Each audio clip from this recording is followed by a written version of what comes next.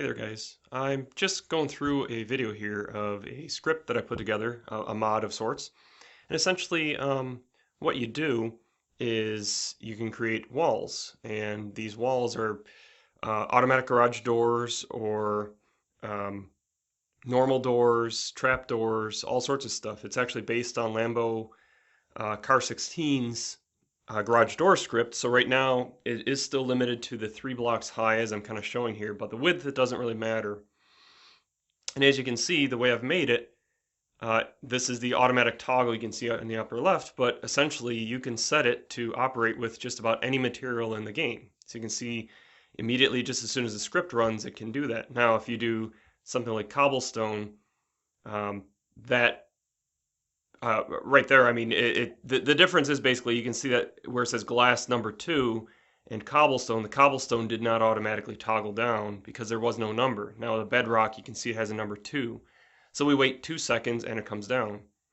For something like fire, I still have to correct the naming here, but you can see that you can actually create fire pits.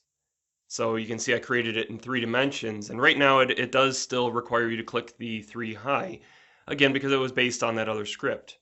Now you can see in order to keep the fire running forever, you do have to use something like netherrack, because otherwise it does actually burn out eventually, just like if you were to use the flint and stone.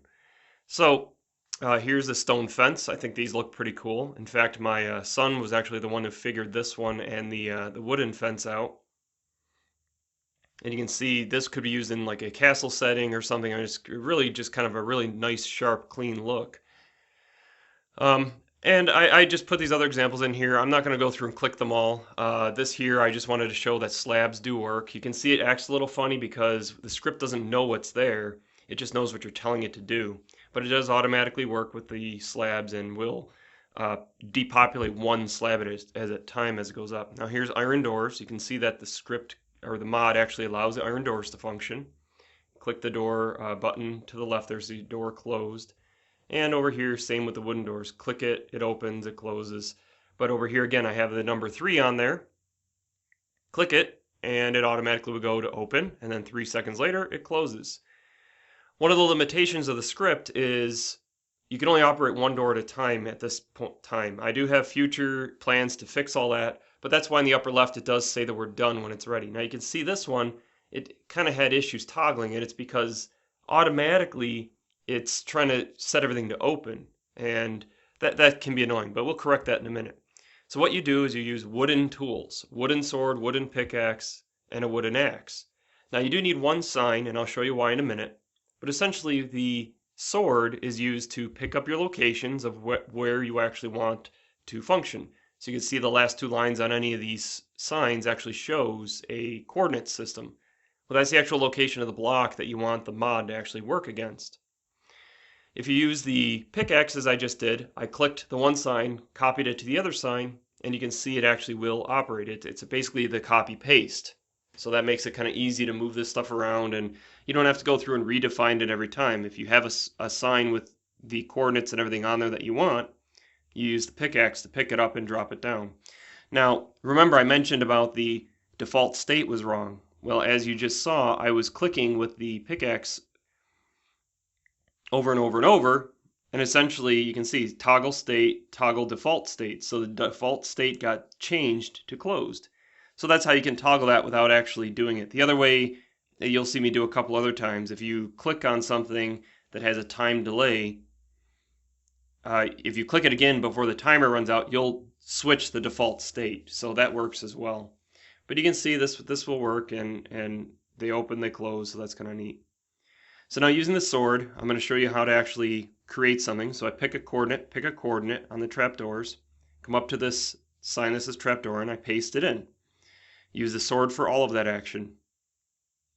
It says finish setting button, so that means the button's ready. So you can see I can toggle, and it works. The first line is just any name. It doesn't really matter. The name's not used.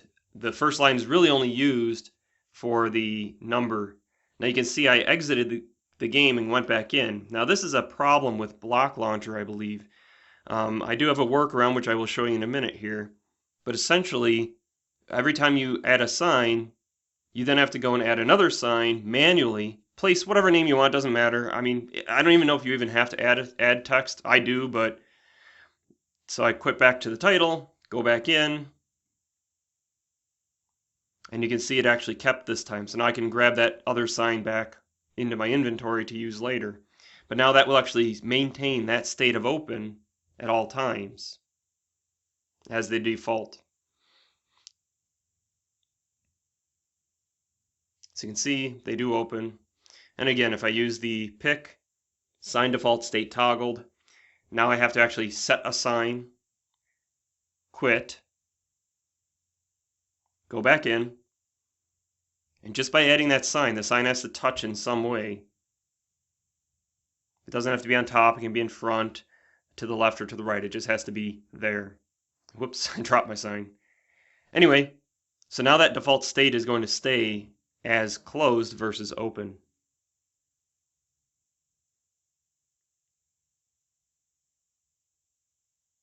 And again, using the copy. But this time it actually copied the numbers, so you can copy with a delay or without a delay.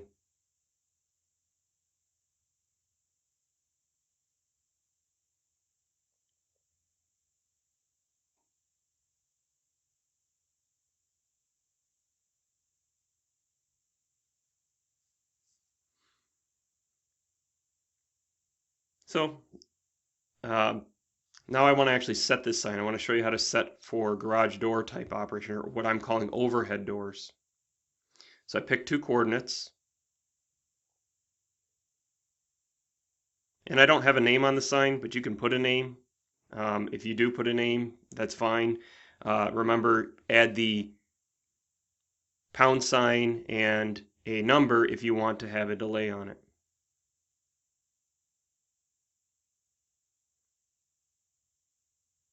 So now again, you saw I had to add the sign, quit, and then go back in. Then I can do another sign. And looks like I actually ended up clicking the wooden panels next to it as I was quitting, so it froze the script where it was. Uh-oh, so what's going on? So the problem is we're getting the default. Default state is half slabs. Well, that's where the axe comes in. You can see I clicked with the axe on the wood, on the dirt behind there. That set my coordinates, or set the block type. Now I'm using the axe, this wooden sword, to pick my coordinates, replace it. Now you see there's an extra comma 0, comma 2 that got added to the sign. That actually dictates to the mod what type of block to use. So now you can see the up is still using air, but down, now we have our wood. So hooray for that. And again, I'm not really going to go through all of these, but if you click them, they will function. And you can see just by adding the different types of wood or different types of stuff, that does work. Now here's the iron doors. Normally you cannot operate these without redstone. I click to get position, and this is the trick with doors. You must click the bottom half. That's a limitation of the way I've written the script at the moment.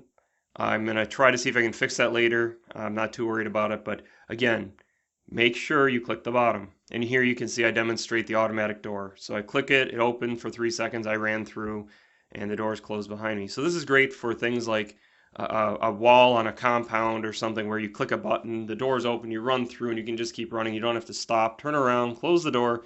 It's very, very irritating to me. So that's actually what drove this after I saw the garage door mod that that Lambo 16 or Car 16 put together. And here now, I'm just showing you, you can click these, and if you click them rapidly, you end up switching the default state, which I did accidentally. So I'm gonna flip that back using the pick here. You can see that it now is in the correct state. And I have Lapis Lazuli, so I finally found a use for it. And now here we've got an entire bookshelf array set up. So, you can protect yourselves with those, and hooray. So I hope you enjoyed, guys, and let me know if you have any questions, comments, or changes.